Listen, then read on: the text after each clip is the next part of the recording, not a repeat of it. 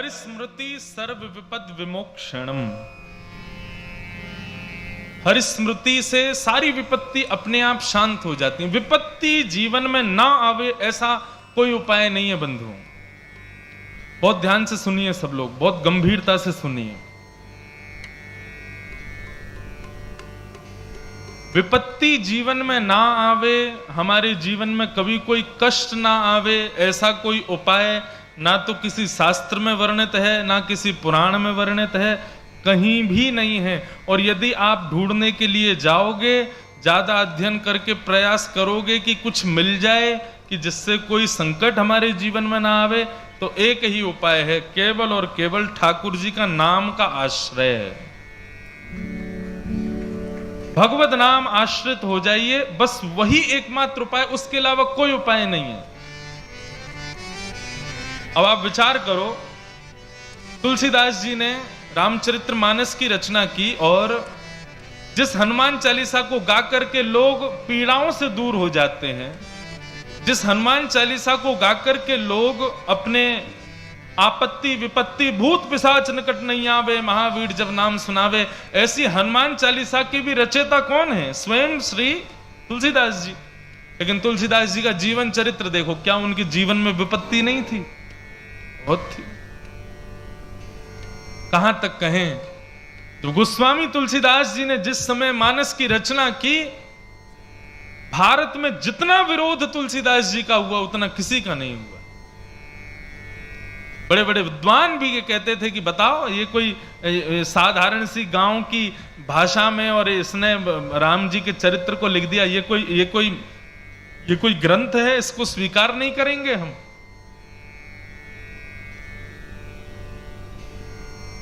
गोस्वामी तुलसीदास जी अपनी मानस को लेकर के काशी विश्वनाथ भगवान के पास गए और जाकर के गर्भगृह में रात्रि शयन के समय पर मानस को वहीं रख दिया, ठाकुर जी के पास में, विश्वनाथ भगवान के पास में, और हाथ जोड़ करके कहा, हे विश्वनाथ भगवान, मैंने किसी मानव को रिझाने के लिए इस ग्रंथ को नहीं लिखा है। स्वांतः सुखाय तुलसी रघुनाथ गाथा, मैंने अपने आप को प्रसन्न करने के लिए लिखा है, मैं किसी को खुश नहीं करना चाहता, लेकिन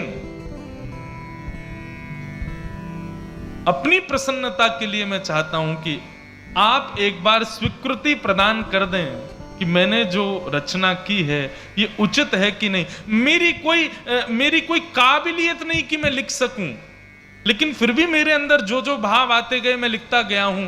कोई एक सिग्नेचर तो हो जाए गुरुदेव का कि हाँ तुमने जो भी लिखा सब सही है, तो एक बार आप स्वीकार कर लेंगे तो मैं मान जाऊंगा। विद्वान तो कोई इसको स्वीकार कर ही नहीं रहा है।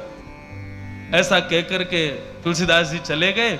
रात्रि में मानस जी विश्वनाथ भगवान के पास में रखी रही। ऐसा कहते हैं और भी जितने भी हमारे धर्म ग्रंथ के धर्म शास्त्रों के ग्रंथ हैं वो भी रखे।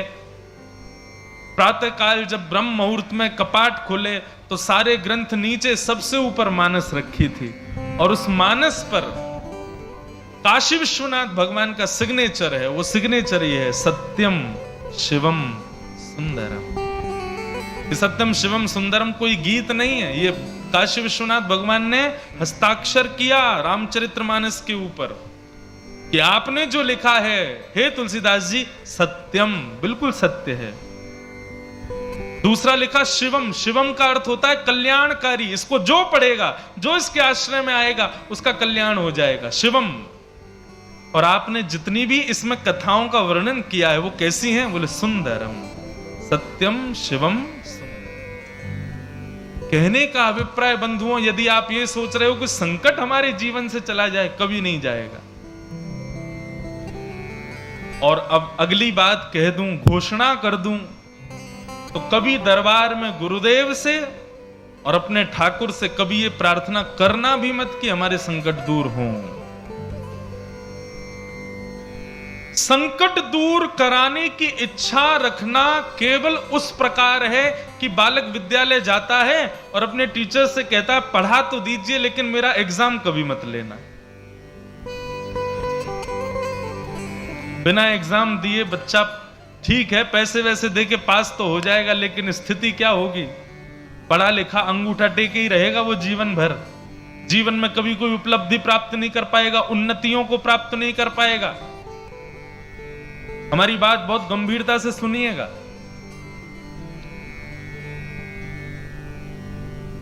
ठाकुर जी से कभी प्रार्थना मत करो कि संकट दूर हो।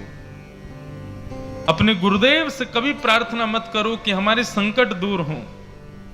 ठाकुर जी से बस ये प्रार्थना करना, नाथ संकट हमारे जीवन में है, इस संकट से जूझने का बल आप हमको प्रदान करो, इससे लड़ने की शक्ति आप हमको प्रदान करो। बस संकट विपत्ति दूर हो ऐसी कामना कभी ठाकुर जी से मत करना। उसके पीछे कारण है, और वो कारण क्या है? एक भक्त को पेट का रोग हो गया, इतना भयंकर रोग हो गया कि महाराज वो पानी भी पीता तो सब प्रस्थान हो जाता। लेकिन उस भक्त का नियम था, वो जगन्नाथ भगवान के दिन में 8 बार दर्शन करता था, लेकिन पेट के रोग की वजह से मंदिर ही नहीं जा पा रहा था। समुद्र के किनारे विलाप कर रहा था, भयंकर रोग हो गया था, मलमूत्र में सना हुआ पड़ा था। तभी जगन्नाथ भगवान प्रकट हो गए और प्रकट होकर के उसके अंग पर लगे हुए मलमूत्र को ठाकुर जी अपने हाथ से पोंछने लगे। भक्त ने जब देखा, भक्त ने हाथ पकड़ लिया, बोले ठाकुर जी आप क्या कर रहे हो? बोले तुम्हारा शरीर मलमूत्र में सन गया है, उसको साफ कर रहे हैं। ऐसा मत कीजिए नाथ, आप भगवान हैं, आप परम पवित्र हैं, मेरे तन के मलमूत्र को आप साफ क्यों कर रहे हैं? बोले क्यों, भक्त मेरी सेवा करता है तो मैं भी भक्त की सेवा कर सकता हूं। बोले आपकी बात ठीक है, तो फिर एक काम करो ना, मेरा रोग ही दूर कर दो। जब आप इतने ही सामर्थ्यवान हो तो मेरा रोग दूर कर दो, मेरे मलमूत्र को साफ क्यों कर रहे हो? मुझे ठीक कर दीजिए, स्वस्थ कर दीजिए। भगवान बोले स्वस्थ नहीं करूंगा। भक्त ने पूछा क्यों? तब इतना सुंदर उत्तर ठाकुर जी देते हैं, सबको सुननी चाहिए ये बात। आप इसके बाद कभी नहीं कहोगे कि हमारे दुख दूर करो। ठाकुर जी कहते हैं देखो, मानव के जीवन में वो जो कुछ भी भोगता है वो सब अपने प्रारब्धों से भोगता है, और प्रारब्ध जब पूरा भुग जाएगा तब ही वो मेरी प्राप्ति कर पाएगा, उससे पहले मेरी प्राप्ति नहीं हो पाएगी। यदि व्यक्ति कहे कि मेरे संकटों को दूर कर दो, तो इसका मतलब क्या हुआ? उसके प्रारब्ध से जो उसको भोगना था वो नहीं भोगा, और यदि वो नहीं भोगेगा तो मेरी प्राप्ति नहीं हो पाएगी। भगवान कहते हैं अभी यदि मैंने तुम्हारा रोग ठीक कर दिया तो प्रारब्ध तुम्हारा इकट्ठा रहेगा, आज नहीं तो कल, कल नहीं तो अगले जन्म में भोगने के लिए तुमको आना पड़ेगा। क्योंकि ये तो संसार का नियम है, जब तक हमारे पाप पुण्य दोनों हम भोग नहीं लेंगे तब तक हमको वैकुंठ नहीं मिलेगा। जब दोनों शून्य नहीं हो जाएंगे जब तक, तब तक ठाकुर जी नहीं मिलेंगे। और इसको शून्य यदि करना है तो आपको अपना प्रारब्ध भोगना तो पड़ेगा। इसलिए ठाकुर जी कहते हैं प्रार्थना ये करो कि बल मिले, ये मत करो कि दुख दूर हो, संकट दूर हो। स्वामी विवेकानंद तो कहते हैं कि यदि किसी व्यक्ति के जीवन में संकट नहीं आते तो ऐसा व्यक्ति विचार करे कि वो वास्तव में जी रहा है कि नहीं जी रहा है।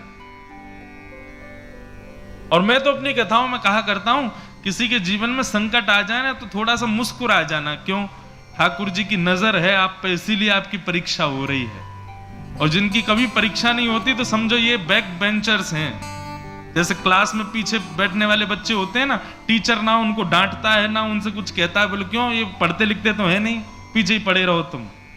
तो इसलिए संसार में जिनको दुख नहीं मिलता उनको ये समझ लो इन पे ठाकुर जी कृपा ही नहीं है, इनको ठाकुर जी ने छोड़ रखा, बोले तुम्हारे कुछ हो नहीं सकता, तुम पापी हो। लेकिन जिसको समय समय पर पीड़ा हो जाए, जिसको बात बात पर कोई ना कोई परीक्षा भोगनी पड़े, तो समझ जा रहा कि ठाकुर जी की हम पे दृष्टि है, इसीलिए बार बार कुछ ना कुछ होता रहता है। संसार एक दुखालय है और यहां हम दुख ही भोगने आए हैं, उससे हम बच नहीं सकते। लेकिन फिर भी जैसे मीराबाई के जीवन में दुख आया, लेकिन मीराबाई के जीवन चरित्र को आप पढ़ोगे तो कहीं भी ऐसा नहीं लगेगा कि मीराबाई कर्म पर हाथ धर के बैठी हूं कि हे नाथ ऐसा क्यों हो रहा है। भक्त प्रहलाद के जीवन में दुख आया, खुद की सगी भुआ लेकर के चिता में बैठ गई, इससे बड़ा दुख क्या होगा? खुद के पिता मारना चाहते हैं, इससे बड़ा दुख क्या होगा? लेकिन ऐसे प्रहलाद भी कभी चिंता करके बैठे हों, ऐसा कहीं नहीं लिखा। इसके पीछे कारण क्या है, वही कारण यहां बता रहे हैं। बहुत ध्यान से सुनिएगा कि देहे स्थिमां सरुधिरे भिमतिं त्यजत्वं जाया सुतादिषु सदा ममतां विमुञ्च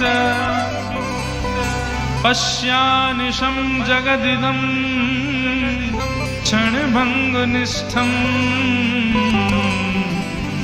वैराग्य रागरसिको भवभक्तिनिष्ठ।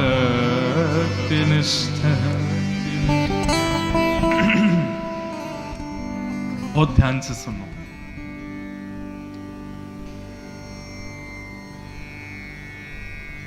यहां पर गोकर्ण जी महाराज अपने पिता को एक सूत्र दे रहे हैं, दुख से बचने का सूत्र। पिताजी,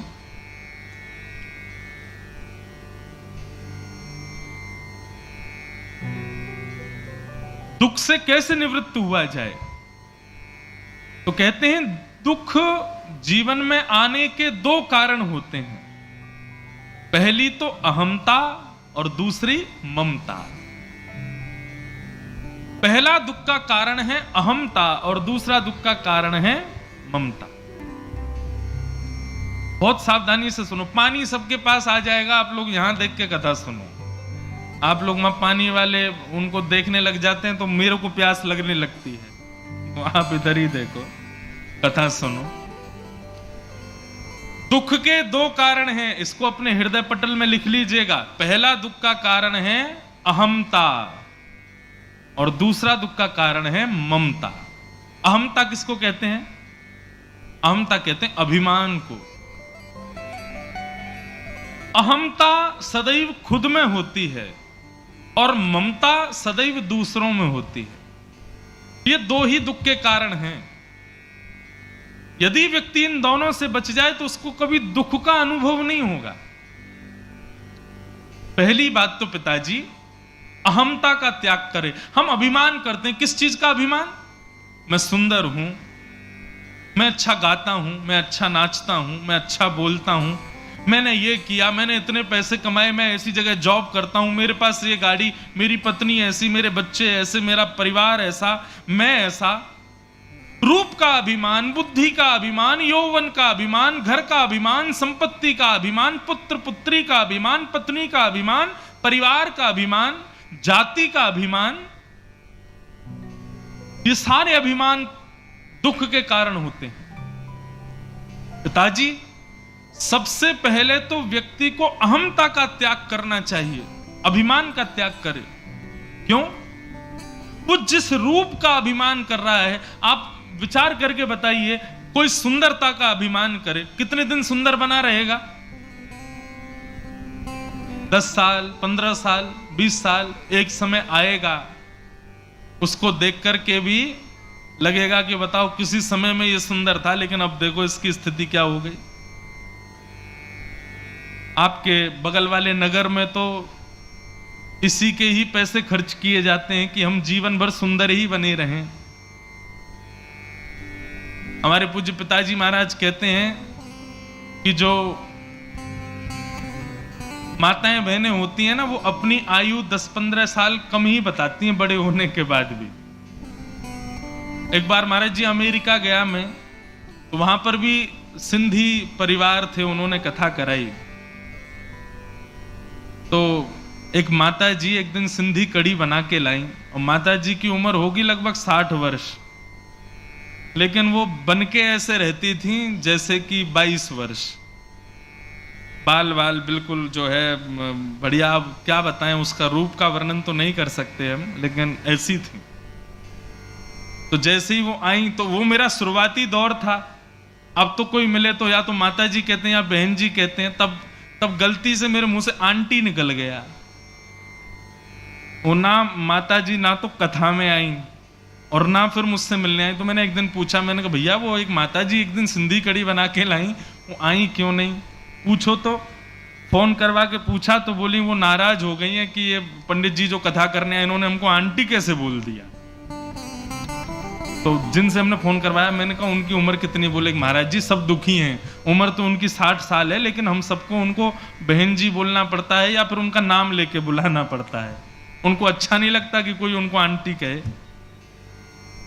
किस बात का अभिमान करते हैं हम? आज सुंदर हैं, कल नहीं रहोगे। आंखों पे पड़ेगा जाला, नाक से बहेगा नाला, लाठी से पड़ेगा पाला, जरा जिंदगानी का। एक दिन सबकी स्थिति ऐसी हो जानी है, तो फिर अभिमान क्यों? अभिमान आप तब कर सकते हो कि आप अपने रूप से कह दो अब सदा सर्वदा तुम सुंदर बने रहना, कभी कुरूप मत होना। मानेगा आपकी? नहीं मानेगा। बालों से कहना अब हम डाई नहीं करेंगे, अब तुम काले ही बने रहना, नहीं मानेंगे, काले हो जाएंगे। अपनी चमड़ी से कह दो तुम सदैव वैसी कसी रहना, कभी झुर्रियां नहीं पड़नी चाहिए, नहीं मानेंगी, एक दिन झुर्री पड़ जाएंगी। हड्डियों से कह दो तुम सदैव स्वस्थ रहना, लेकिन एक दिन लड़खड़ाई जाएंगी। जब ये शरीर आपकी मानता ही नहीं है तो फिर इस पर अभिमान क्यों? ये शरीर आपके वश में ही नहीं है तो फिर इसका अभिमान हम क्यों करते हैं? एक पंक्ति है, बहुत प्यारी पंक्ति है।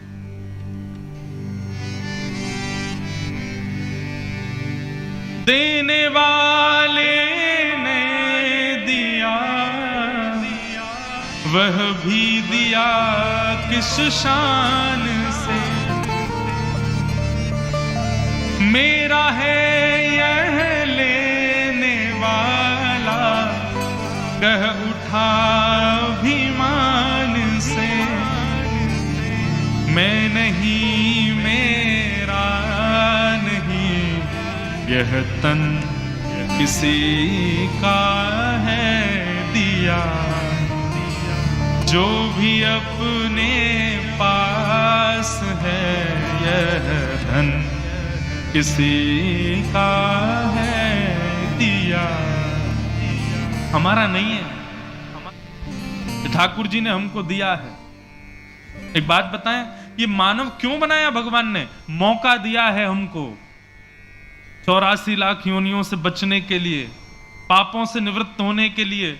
हमने अपने पूर्व जन्म में जितने पाप किए हैं, जितने दुष्कर्म किए हैं, जितने दूषित कर्म किए हैं, उन सब से निवृत्त होने का ये मौका मिला है कि हम लोग मानव बने हैं। कुकर, सूकर, चींटी, छिपकली आदि ये सारी योनियां हैं। ये सब अपने पाप की वजह से इन योनियों में पड़े हैं, लेकिन हम मानव हैं, इसका मतलब हमको मौका मिला है, बच जाओ, संभल जाओ। ठाकुर जी की बड़ी कृपा है कि तुम मानव हो, तुम कीर्तन कर सकते हो, भजन कर सकते हो, वृंदावन जा सकते हो, कथा सुन सकते हो, सत्कर्म कर सकते हो, लोगों की सहायता कर सकते हो, परोपकार कर सकते हो। ये कोई नहीं कर सकता, केवल मानव कर सकता है। मानव को कभी अपने ऊपर अभिमान नहीं। हां, ठाकुर जी ने मुझे मानव बनाया, इसका स्वाभिमान करो और इससे सेवा करो, अभिमान नहीं। पिताजी यदि सुखी रहना है जीवन में, सबसे पहले अभिमान का त्याग करो, अहंता। अभिमान करने का अधिकार तब है जब कोई वस्तु आपके वश में है, जब आप खुद ही अपने वश में नहीं हो। उल्लासनगर में हमारे पूज्य पिताजी की एक दो बार कथा हो चुकी है, 93, 94 में, शायद 93 में 3 बार, और दास का जन्म 96 का है, तो उससे पहले पिताजी उल्लासनगर आ चुके हैं। तो उल्लासनगर का मुझे स्मृति में नहीं है, लेकिन एक परिवार है, शायद वो आए, उनको पता चले। तो वो अभी कुछ साल पहले हमारी कांदीवली में कथा थी, वहां आए थे, हम उल्लासनगर से आए। मन का अच्छा। तब वो बता रहे थे, बोले ठाकुर जी जब कथा करने आए, उसके बाद जब आपका जन्म हुआ तब हम आपके घर आए थे, आपको गोदी में खिलाया था, आपको ऐसा ऐसा करके बता रहे। बोले अब आप व्यासपीठ पे बैठे हो। तो ये बात में क्यों स्मृति, शायद वो कल परसों में उनको पता चले तो आए। मैं अभी जानता तो नहीं हूं उनको,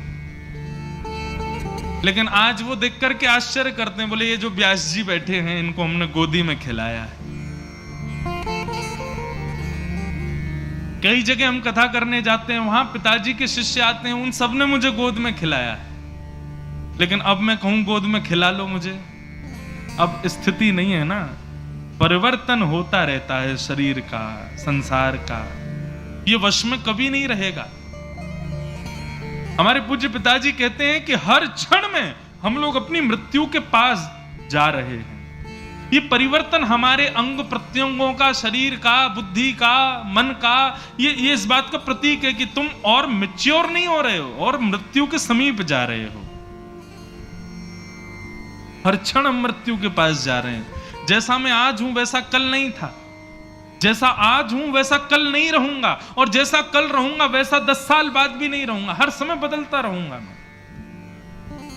तो जो परिवर्तनशील शरीर है उस पर अभिमान क्यों करना? इससे अहंता का त्याग करो, अभिमान छोड़ो।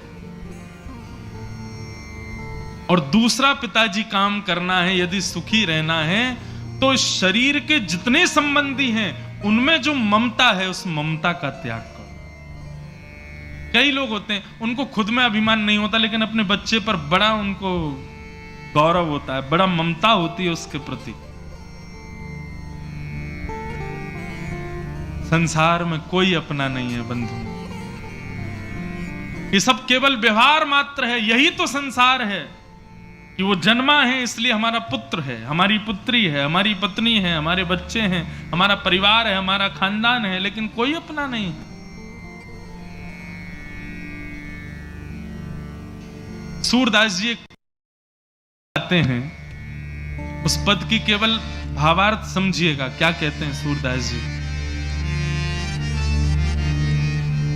जा दिन मन पंछी उड़ जाए, जा दिन मन पंछी उड़ जाए, ता दिन तेरे तन तरुवर के सब ही पात झड़ जाए,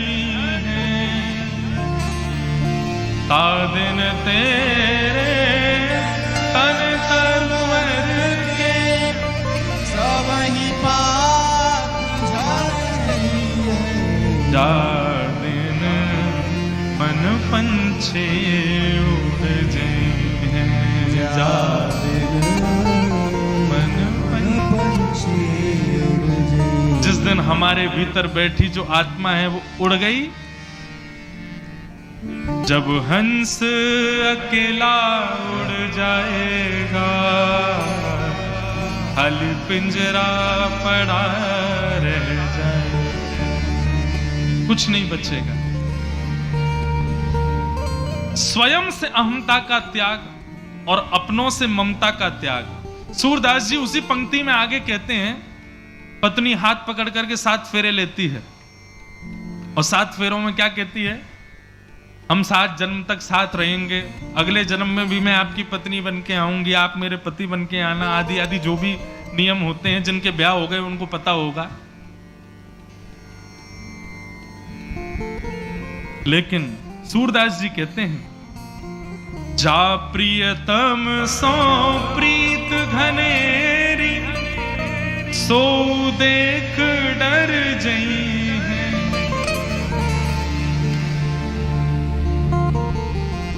मान लीजिए, एक उदाहरण दे रहे हैं, ऐसा तो है नहीं संसार में किसी की मृत्यु नहीं होगी, सबकी होगी। एक बार एक सौभाग्यवती नारी का दुर्भाग्य रहा और उसके पति उसको छोड़ के चले गए। बहुत रोई बेचारी, मेरे पति कहां चले गए, बहुत रोई। लेकिन फिर परिवार के लोगों ने जाकर के उसका संस्कार कर दिया। बहुत महीनों तक विलाप करती रही कि मेरे पति कहां हैं, लेकिन जैसे तैसे ठीक होने लगी। परंतु एक दिन आया, उसके पति ने यमराज से प्रार्थना करी, मेरी पत्नी बड़ी दुखी है, मुझे आज्ञा दीजिए, मैं अपनी पत्नी से मिलने जाना चाहता हूं। तो यमराज बोले ठीक है, जाओ अपनी पत्नी से एक बार मिलाओ। बहुत महीनों तक विलाप करती रही कि मेरे पति कहां हैं, लेकिन जैसे तैसे ठीक होने लगी। परंतु एक दिन आया, उसके पति ने यमराज से प्रार्थना करी, मेरी पत्नी बड़ी दुखी है, मुझे आज्ञा दीजिए, मैं अपनी पत्नी से मिलने जाना चाहता हूं। तो यमराज बोले ठीक है, जाओ अपनी पत्नी से एक बार मिलाओ। पत्नी बेचारी रात्रि में सोई थी, इतने में ही ऊपर पंखा घूम रहा था, तभी गौर से देखा तो पंखे के ऊपर पतिदेव बैठे थे। पत्नी की स्थिति क्या हुई? भूत पिशाच निकट नहीं आवे, महावीर जब नाम सुनावे, नासर हो गए सब पीरा, जपत निरंतर हनुमत पीरा, जल लेकर के आवे, छिड़काव करे, भागो यहां से। आ गए भूत पिशाच।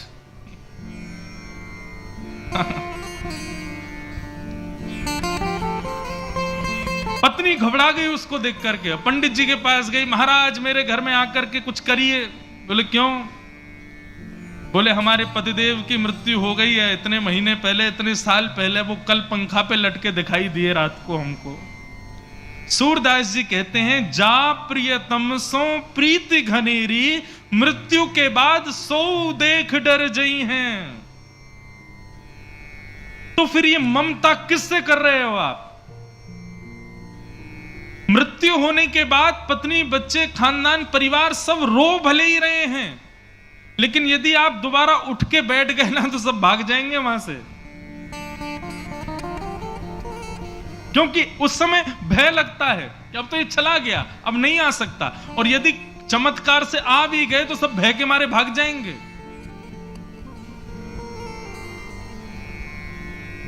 सूरदास जी कहते हैं, जिससे भय लग गया एक बार भी, तो यह बात निश्चित है कि वो कभी अपना था नहीं, इसीलिए भय हुआ। ऐसा कौन है जिससे कभी भय नहीं लगता? तब सूरदास जी अगली पंक्ति कहते हैं, बिन गोपाल को नहीं अपनो, जासों की रति रही। तो भैया को चोट तो नहीं लगी जो गिर गए थे? ठीक है, आप ही गिरे थे, ठीक है भैया। बिन गोपाल को नहीं अपनो। ठाकुर जी से कभी डर लगेगा? कभी डर नहीं लगेगा। मान लो आप सो रहे हो रात्रि में, अंधेरा कमरा है, और उसी समय नील वर्ण आपको दिखाई देने लगे और चंदन की सुगंधी नासिका में आने लगे, रुम झुम पायलों की झनकार आने लगे, तभी नेत्र खोल करके देखो मोर मुकुट पीतांबरधारी द्वारिकाधीश सामने खड़े हैं, श्री वृंदावन बिहारी लाल खड़े। भय लगेगा क्या? नहीं लग सकता। ठाकुर जी से कभी भय नहीं लग सकता।